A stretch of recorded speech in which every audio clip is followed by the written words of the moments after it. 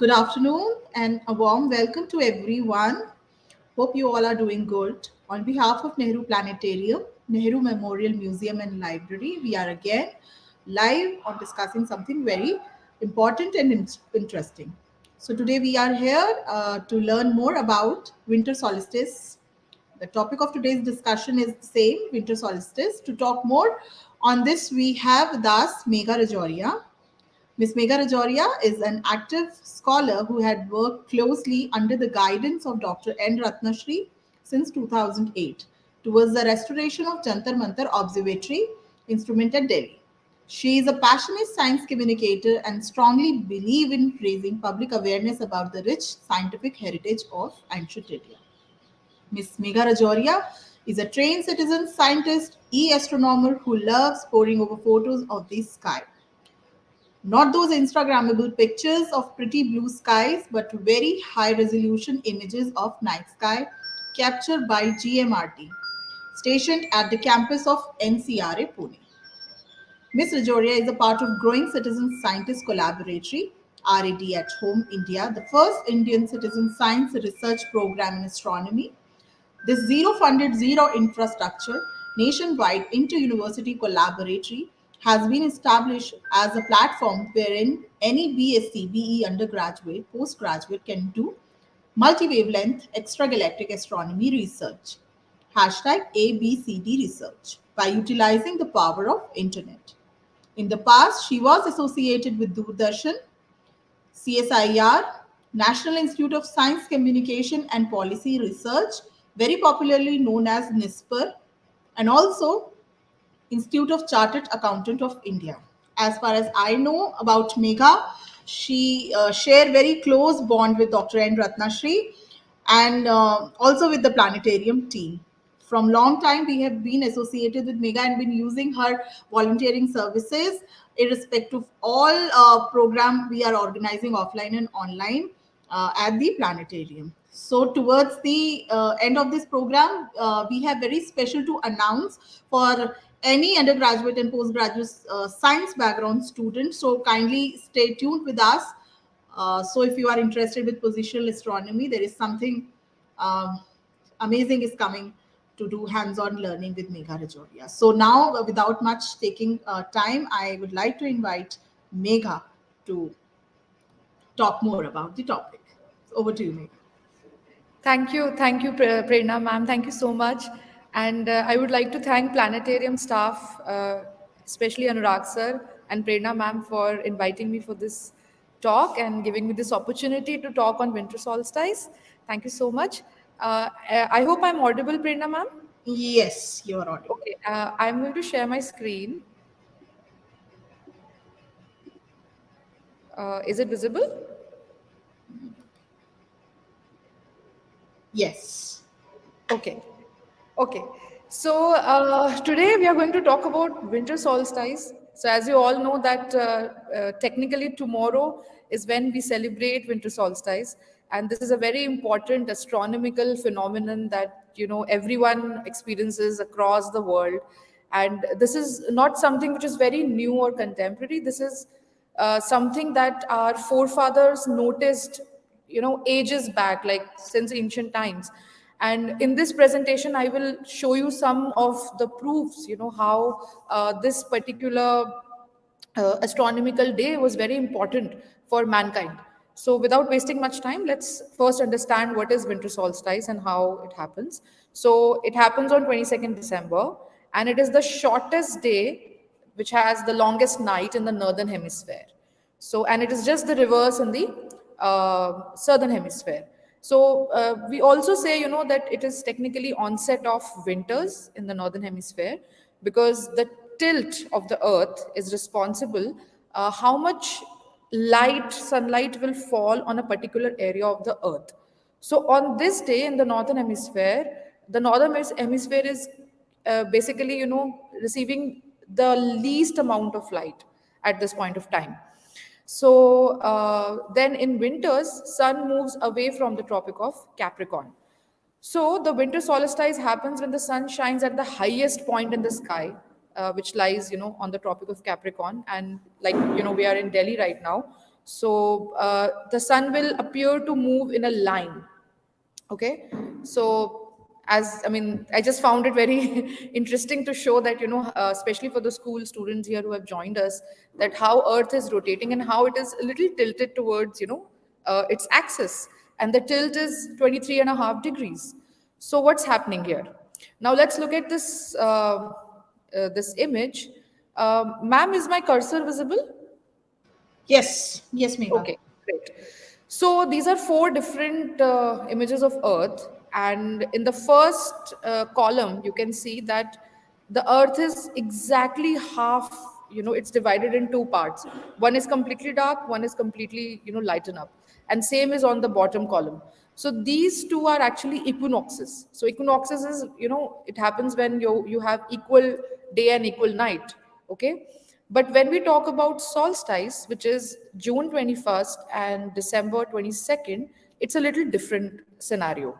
So on June 21st, as you can see, this whole area is darkened. So what you are seeing here is this is a summer solstice. The northern hemisphere, oh, I'm sorry. Yeah.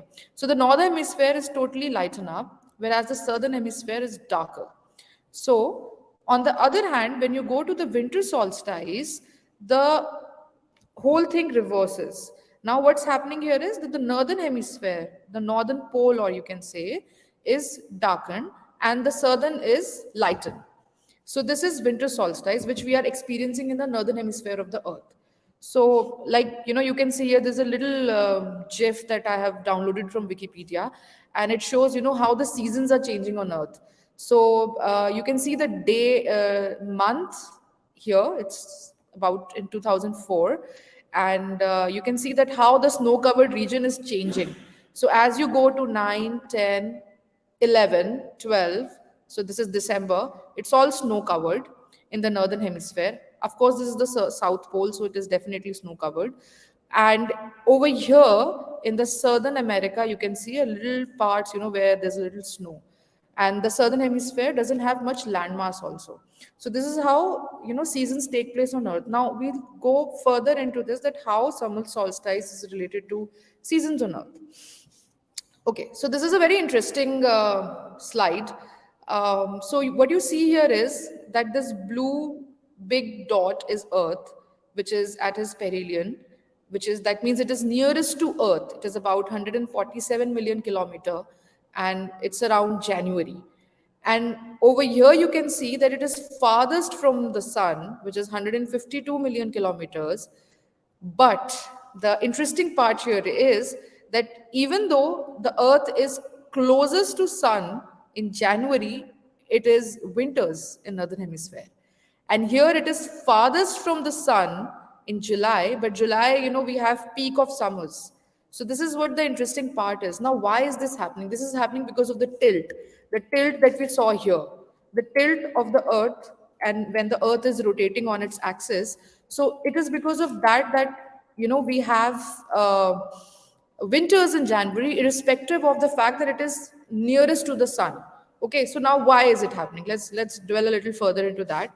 So this is our elliptical orbits. Again, very interesting gif that I downloaded from Wikipedia. And sun is somewhere here. So this is the ellipse. So the orbits are not circular, the orbits are elliptical, like egg shaped. So this is the ellipse, this is the orbit, and sun is not in the middle. Sun is somewhere on a side, all right, like I showed in the previous slide as well. So sun is here in one side, one corner. Now let's say this blue dot is Earth. Now it is moving, it will reach here, then it will go and it will come here and then here, just like the way it is shown in this slide. Now what's happening? Now what's happening here is, it's very simple. So what you can see in this slide, this is Earth, okay, and this is sun. So when the northern hemisphere, because of this tilt of the Earth, okay, I have a small uh, prop here with me. Let me use that. Okay, so this is Earth. Let's say this is Earth, and this is little. This is the center. Let's say this is the axis, and it is little like this. So this is the North Pole. Okay, and what is happening when Sun is here? sun is, let's say, somewhere here, because this northern hemisphere is away from sun, it will have winter. Whereas when the sun is here, its rays will fall on the southern pole, and there will be summers. So that is why, in on Christmas, we have summers in Australia and winters in in the northern part, like in Delhi or the rest of the countries. But in Australia, it is summers right now. So Santa Claus is not coming on a sledge over there. So, all right. So, this is what is happening when the Earth is nearest to the Sun, because the northern hemisphere is away because of its tilt. Now, when this Earth does its revolution and comes to the other part of the elliptical axis, what's happening? That this northern pole is now facing the Sun. Now, it is towards the Sun. Now, since it is towards the sun, irrespective of its distance from the sun, we have summers here in the northern hemisphere. And it is going to be ulta, reverse, in the southern hemisphere, which is Australia. Again, they have winters. So when we have peak summers here in July, we have winters in Australia. So this thing keeps on happening like this. And we have two solstices. One is in June, which is the summer solstice, which is here, and the other is the winter solstice, which is tomorrow and today, somewhere in the between. And then we have our equinoxes. One is in the autumn and one is in the March. Okay, exactly the way this slide is showing, that we have two equinoxes and two solstices.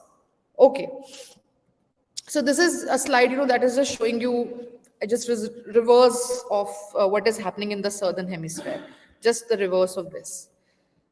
Okay, so this is where the things gets very interesting. Now, so we all know these are, we have Tropic of Capricorn, we have Tropic of Cancer, then we have Arctic Circle, Antarctic Circle, and we have Equator. Now, what's happening on a summer solstice?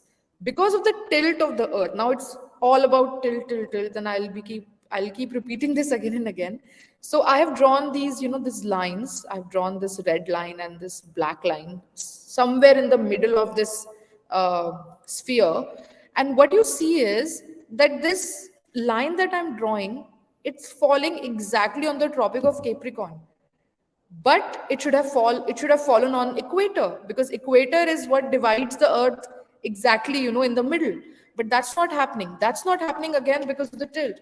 Because Earth is like this. So even if the equator is here, okay, but on summer solstice, the rays of the sun that you see fall directly on Tropic of Capricorn. Okay, so you can see that Tropic of Capricorn is what actually becomes the something that is in the middle of the Earth because of the tilt.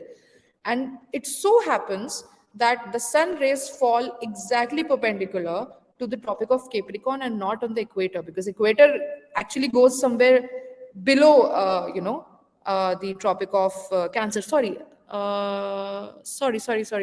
I'm sorry. Okay. In summer solstice, we're talking about Tropic of Cancer. Yeah. Tropic of Cancer, not Capricorn. And then if we go further, so we come to winter solstice, which is today and tomorrow. And again, if you see equator is somewhere here, but it is again it's not where, exact sun rays are falling. It's not covering the major area because of the tilt. So now all the rays are majorly falling on the Tropic of Capricorn, and Tropic of Capricorn somehow becomes the middle of the Earth. Okay, because the Earth is rotating like this. Okay, the one that I showed in the previous slide.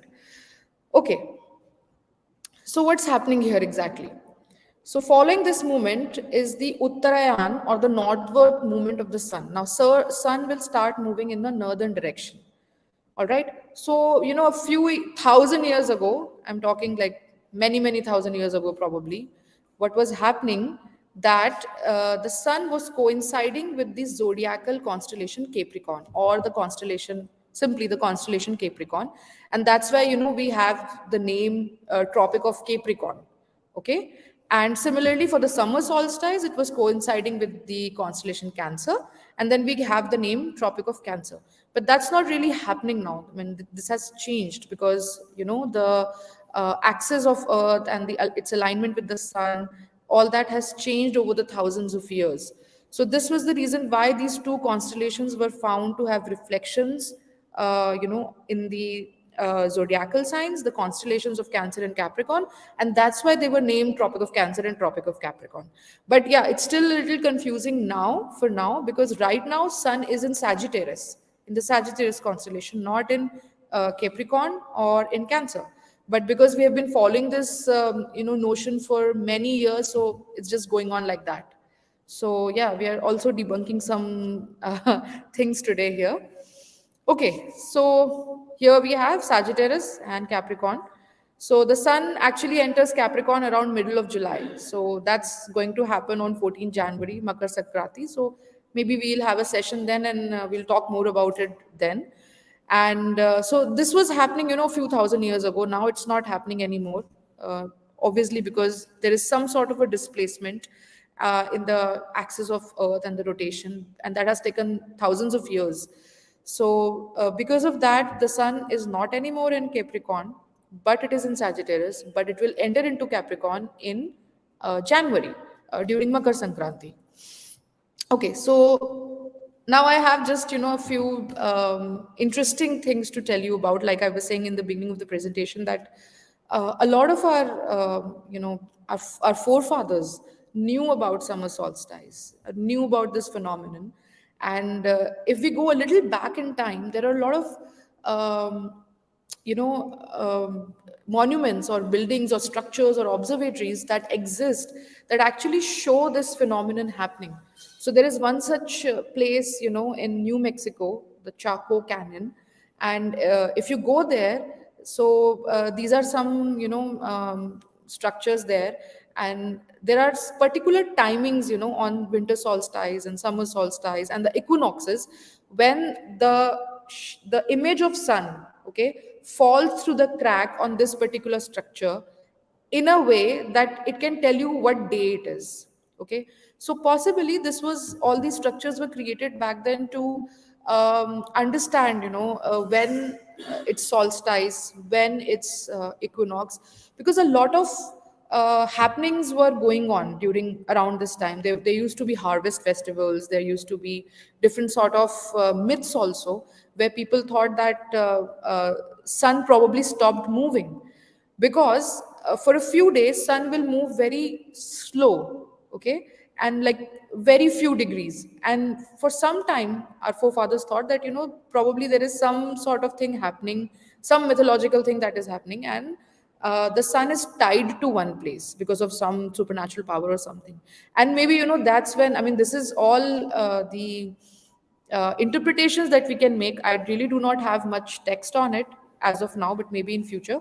So what was happening, that they probably made these structures to understand that is it going to happen next year also, or the next year, or the next year, or the next year. So like you can see, during summer solstice, the image of the sun will come through the cracks and fall right in the middle of this semi-circle, concentric circles. And during the equinox, it will be on one side, and on the winter solstice, it is going to be on both the sides, like you can see in this figure. You have these crack images on both the sides. So similarly, this is Machu Picchu in Peru. Again, same phenomenon. This window that you see, the sun's image will come and fall such that it will make four exact cardinal points: south, north, south, east, west. It will make those points, and this is happening only during the winter solstice. Similarly, we have a lot of observatories that work on summer solstice or on the equinoxes. So I've just covered few places, very few places that talk about winter solstice. So maybe you can go back and search a little more about this. It's interesting to delve into a little history and understand how the evolution took place. Okay, so yeah, so this is another interesting place in Ireland, the Newgrange Observatory, and it is only during the winter solstice when the sunlight enters this room, and it stays for only 17 minutes, and after 17 minutes it will eventually go out. So it is only on the winter solstice when this room is illuminated. Okay, and then people go inside, and they just sort of pray to sun god, which has been happening for many many years. But what we're trying to understand here is the astronomical significance, that how evolved our forefathers were to understand the position of sun, and to be able to determine that what's exactly is happening. This is Stonehenge on the solstice day, and this is how it's been, made, built.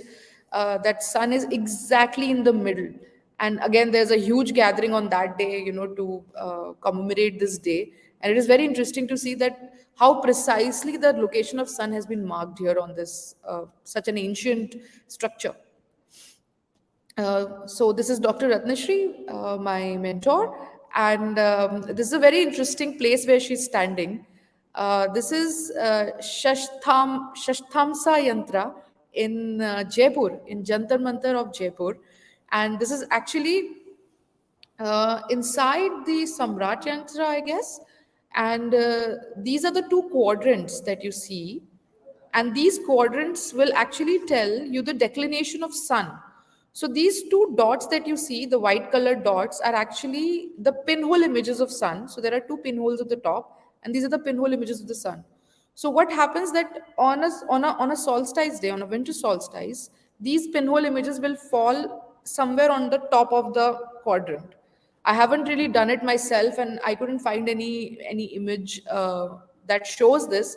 But maybe this can be a good project to undertake and go there and on a solstice day and find out, where the sun's image is falling through the pinhole, and then also finding out the declination of sun and seeing, the accuracy of the instrument. So that would be quite interesting. Similarly, we have Mitra Yantra in Delhi's Jantar Mantar. And again, it is very, very interesting to understand that the chakras here, these are called Niyat chakras. So the Niyat chakras here can actually give you the position of sun, and that happens only on the solstice day. So the Niyat Chakra instruments of the Misra Yantra gives exact moment when the changeover takes place between Dakshinayan and Uttarayan. So when the sun starts moving in the north, that's Uttarayan, and when it starts going in the south, it's Dakshinayan. And you can just find out with the shadow of the sun. You can check out the zero marking there. So a small dot that you see here is the place where we put a pole. Okay, and this with this pole's shadow, you can actually see that how sun is moving, okay, in a straight line. And you can actually find out the tilt of the earth also, which is 23.5 degree. And all this is very interesting because this all happened when there was no GPS, there was no internet, and there were no computers, in fact. And it was all handmade. Everything was done, on paper and pen, and yet such accuracy was attained. Okay, so this is another one of the instruments at the Jantar Mantar of Delhi.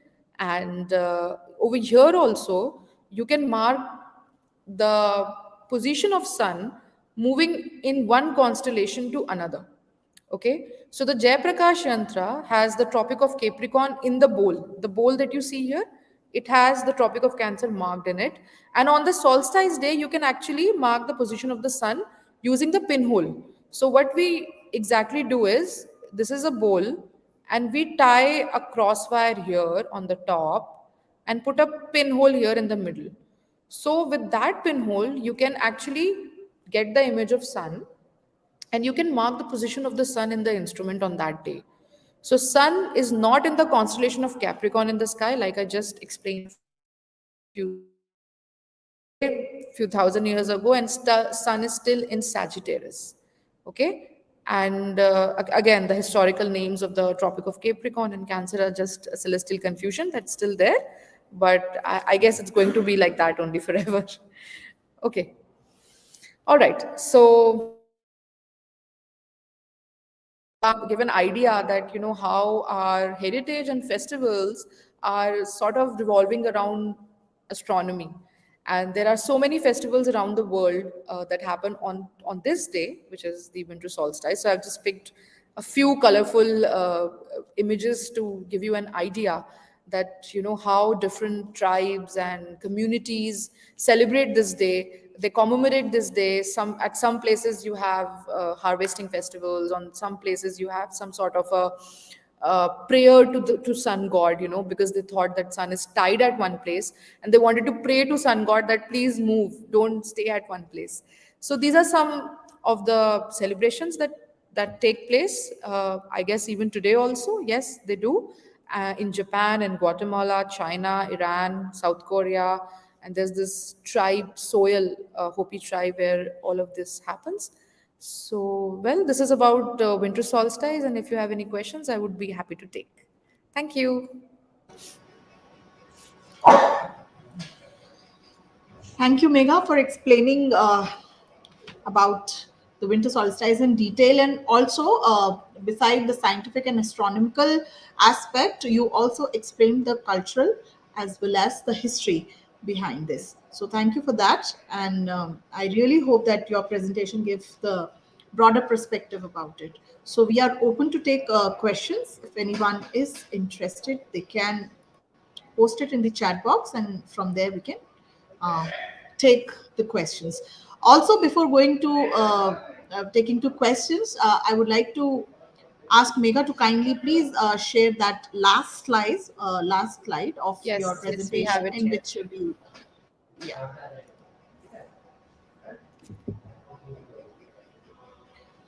So we are very happy to announce one of the very dear project to Dr. N. Ratnashri, late Dr. N. Ratnashri, director of Nehru Planetarium.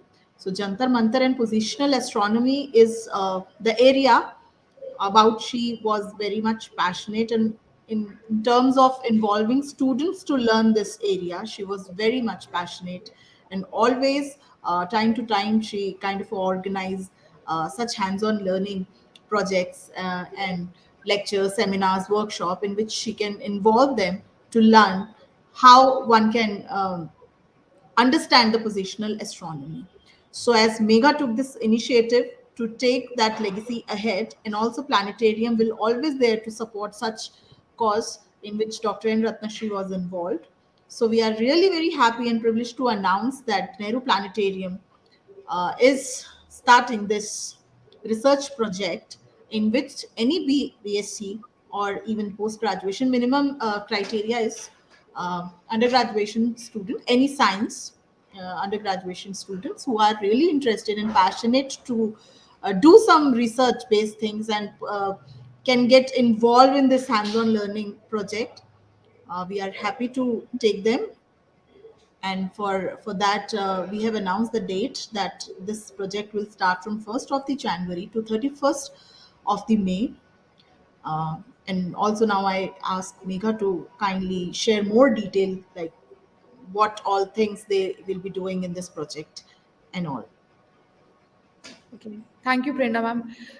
Well, what we have decided is that, of course, there will be more experts who will be coming in and, now and then to talk about positional astronomy and other aspects that are required in this project. We are also trying to get some experts from the field of artificial intelligence and machine learning, so that they can also give you insights on how this, uh, you know, such an old techniques can be replicated in some other way through artificial intelligence and machine learning, and how we can understand this instrument better. So we will be trying to take some data with the instrument, given we get permissions from the authorities. If not, then the idea is to understand the instrument and to develop an idea of how this whole instrument evolved. Also do an error analysis of the instrument, that how much error it has given the present position of the celestial objects. It can be sun, it can be moon, it can be anything that is visible in the sky. Okay.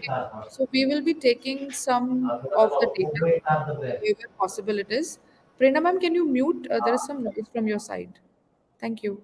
So we will be taking that data, and we are not just trying to do some astronomy with Jantar Mantar, but maybe some other sites in Delhi that Dr. Ratnashri had, cited, and she had shared with us, where all we can find out significant proof of astronomy, or how those monuments or buildings, especially from 15th century, 14th century, which are usually in and around Delhi, have been influenced by the position of sun and moon. So we will be exploring all of that aspect that comes under positional astronomy, and it will be very interesting to know, how our heritage is connected to astronomy. So anyone who's, at least an undergraduate in a science stream is eligible to be part of this. But it's not just open for students. Even citizens, or people who are doing jobs like myself and other people who will be involved in this, can be part of this project. And it's a very long project. 5 months is a long time, but whoever will stay till the end will reap the benefits of this. So I think over the weeks we'll talk more about this. For now, we are opening the registrations, and please fill the form, and we'll get back to you starting January first weekend. We have our first session, so we'll roll out the details of that once we have all the registrations, and registrations are closed by 30th. Okay, thank you. Thank you. So we really look forward for some active participation for this project. And now we move ahead. All the details will be available on Planetarium Yes. Facebook channel. So this poster will be out tomorrow. Yeah. And last date to receive entry is 30th December. So you can apply for this. There will be Google form which you have to fill it, and accordingly will give you a revert on that. That's So now already we on are the screen. The link is already yeah, on the it's screen. already on the screen, but we'll also post on the social media platform. So there you can Yes. get connected to Nehru Planetarium.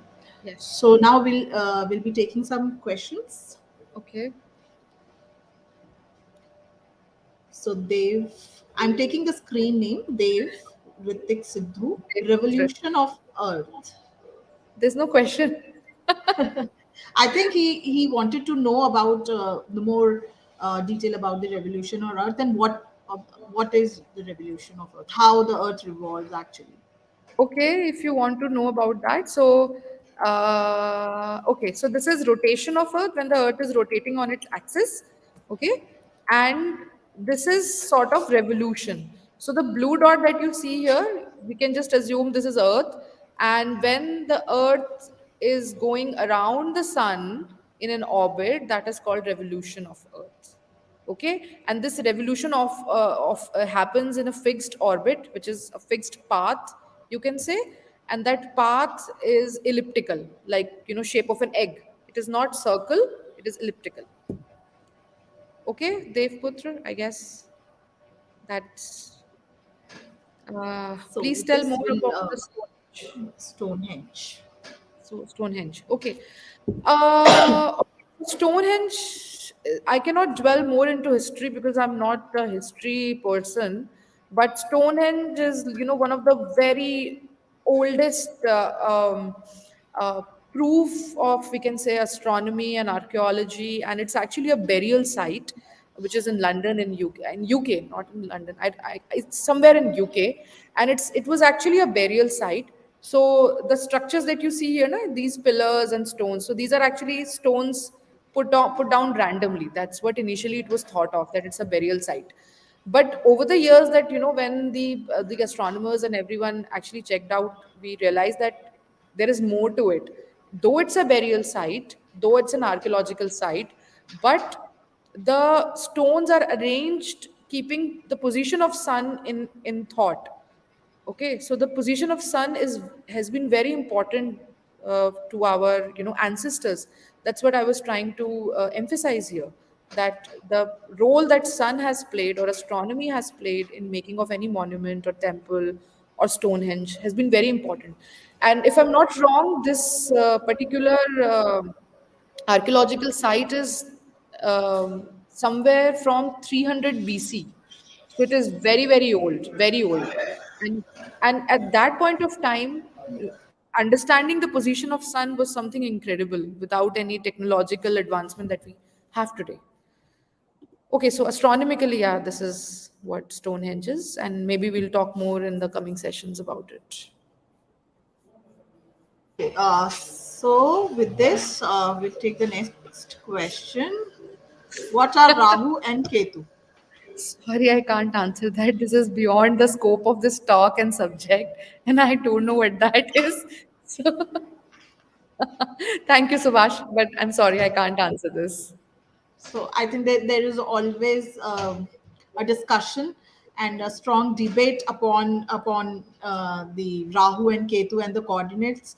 The Yes. astronomy talk about the coordinates, and astrology talk about Rahu and Ketu. So it's a Yes. debatable thing. So we really don't want to get into this debate on this platform. So Not today, not Subhash, yes, exactly. So I request Subhash sir to kindly be a little specific about uh, the question you wanted to ask, and then we can definitely take it for the here. further Yes. Yes. discussion. Yes.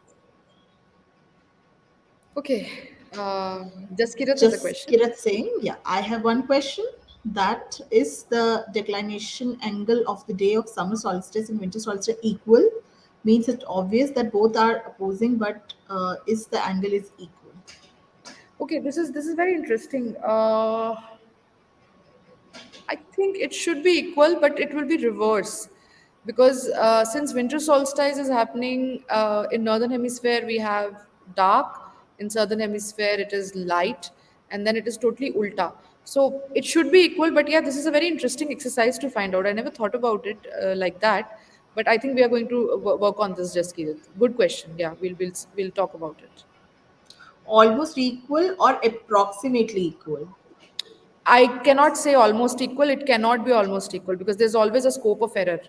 Okay. So should be approximate equal because again the dates of 21 and 22 are a little slightly changed now over the years. Like I was saying, over the thousands of years. In fact, it is believed that the winter solstice is now on 14th January. I had read about it somewhere, and there is one of the temples in Bangalore that uh, places the sun exactly on one of its window, Gavi something. I'll maybe put it in the comment, and you can check it out. But yeah, this will be interesting to find out.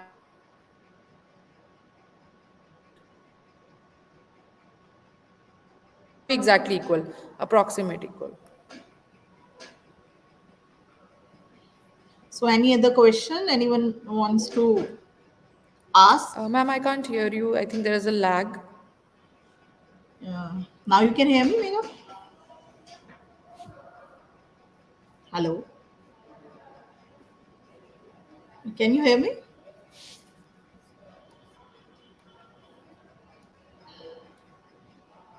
Ma'am, there is a lag. You're not audible.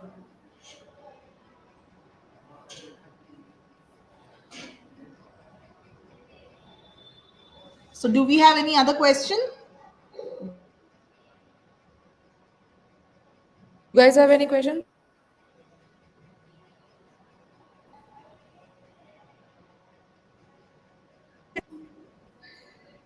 Okay, Jaskirat is right here. Oh, okay. So, if there are no online questions, I think we can wrap today's discussion and can take some of the question, because this lecture was in a hybrid mode.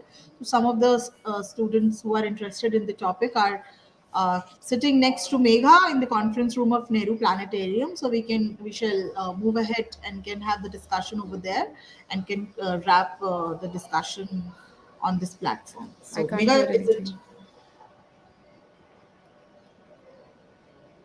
all right with this? I'll wrap today's discussion. I thank everyone who are online present here, and thank you to Mega for sharing such a wonderful presentation with all of us. I think there is some technical lagging also coming, so she is also Yes, facing yes. some issue. Yeah. So no problem. If you have anything else to ask, please feel free to drop your question in at the mail ID of Nehru Planetarium at gmail.com. We'll definitely get back to you with this. So, thank you, Yes. everyone. Thank you for joining. And we really look Thank you, forward for you Megha, for some other session at the Nehru Planetarium online live. Thank you, Megha. Thank you.